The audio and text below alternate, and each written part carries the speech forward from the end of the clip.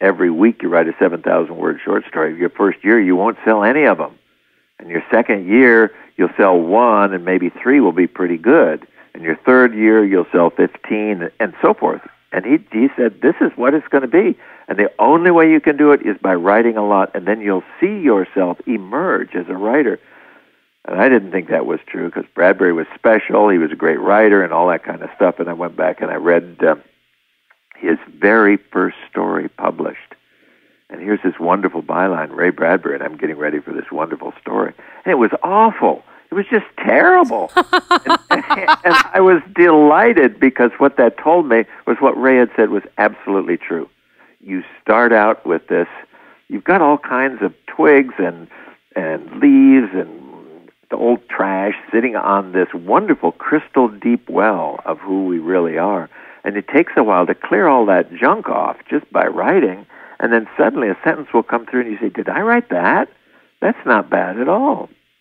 And you keep writing, and after a while those sentences become more and more. You see them popping up all over the place. And finally you stand back and you look at a book that you've just finished and you say, I don't know who wrote this book, but it was something, it was handed to me. And you see just many, many, many writers feel the same way, that they really didn't invent. They didn't create these characters. The characters came to them, and they came to them with a remarkable idea for illusions. For instance, I'd been barnstorming, flying an old biplane around the country and hopping passengers for $3 a ride out of hayfields.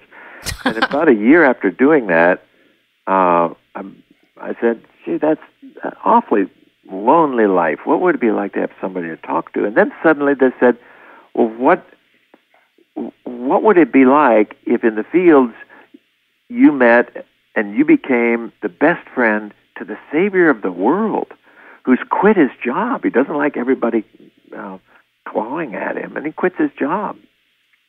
What would it be like? What kind of things would he think? He could do these miracles? Well, are they really miracles? Would he teach you? Would you want to learn?" All those questions followed me around, and I just finally became at the center of this wonderful whirlpool of light, and all of a sudden this character appeared. And he said, "Here I am. You can start writing now." And sure enough, some writers are very, very organized, and they'll have computer files about backstories and all that. I'm exactly the opposite. I have no clue when I start page 1, chapter 1, where this book is going.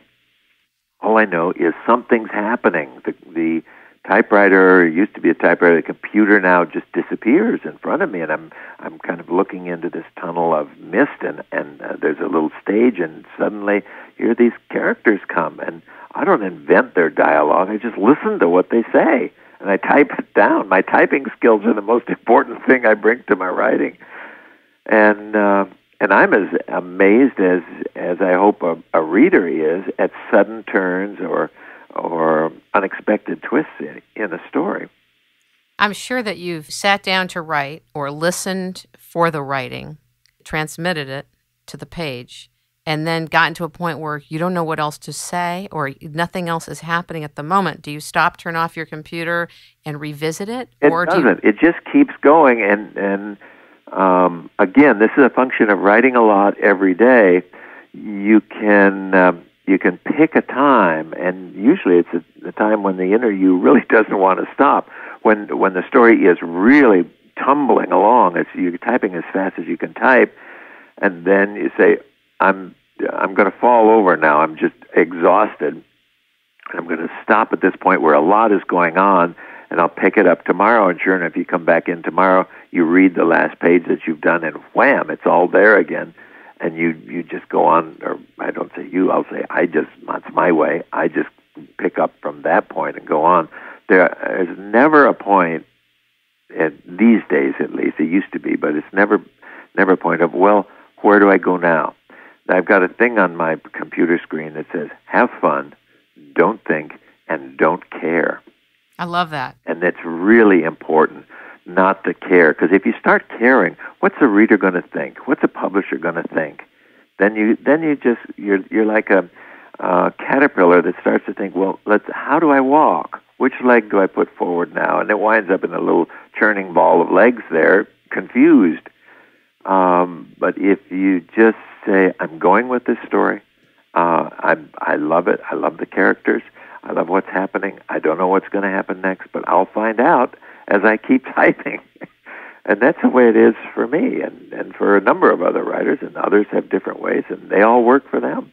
It reminds me a bit of a kind of cosmic download, and then the writer, their job is to stay receptive.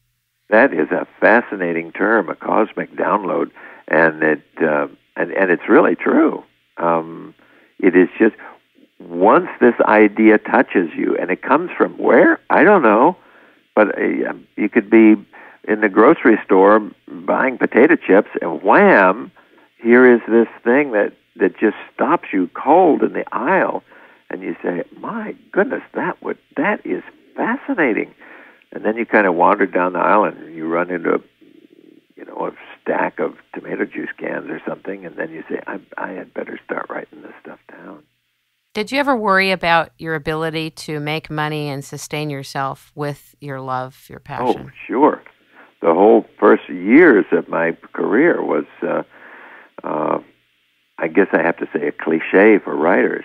I found out early on after I left the Air Force that I couldn't hold a job. I could last about 9 months at a job.